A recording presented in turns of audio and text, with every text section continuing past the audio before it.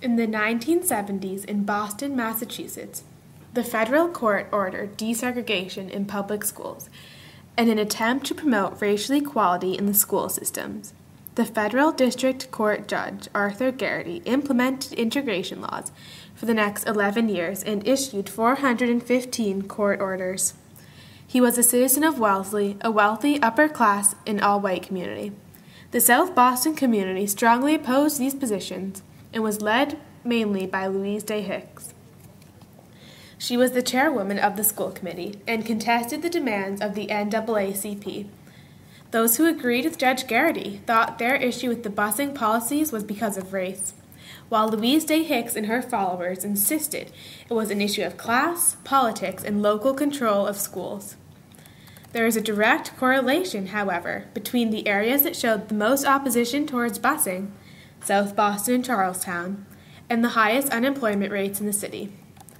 Busing was enforced only in lower class and income communities, which suggested that busing was not about equality between the races, but inequality between classes. From 1972 to 1973, 76% of the city's public school students came from families with incomes low enough for them to get free or reduced price lunches. This is a stark comparison to the 4% of students eligible at CCHS today. By 1976, 61% of an estimated 78,000 pupils came from families at or below the federal poverty level.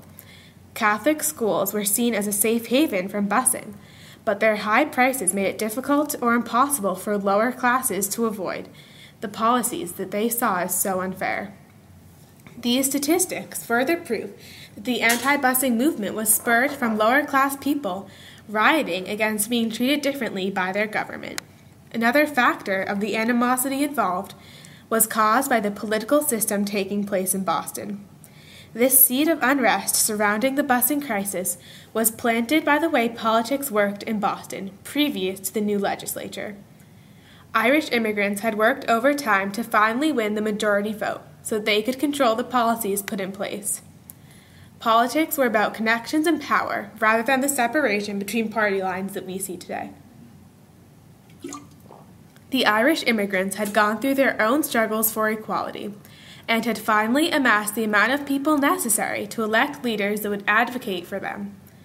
They felt as if they had earned their right to use the government as a means to upward mobility by gaining status and power so that they could distribute jobs, favors, and contracts to family and friends. This personalist and competitive environment was predisposed not to support a moralistic movement that would help a particular group other than the group that had taken political control of the city. The white Irish in Boston thought that blacks should have to earn their place through politics as they had, and not simply demand it from an unelected judge. While all of these pre-existing conditions made it difficult for people to accept the new busing regulations, it would be naive to say that race did not play a role in the crisis. As mentioned before, those most vehemently against busing were those of lower-income families, the insecure Irish that could only reassure themselves by making sure the blacks were kept below them. This is in many ways similar to the racism in the South between poor Southerners and freed blacks. The whites felt very exposed in their lack of money and power when the status of black people was consistently raised to be made more equal to theirs. The only thing they had to make them feel superior was the written law that worked in their favor over the rights of blacks, and when that was threatened, the dark reality of racism reared its head and was put into practice by groups like the Ku Klux Klan.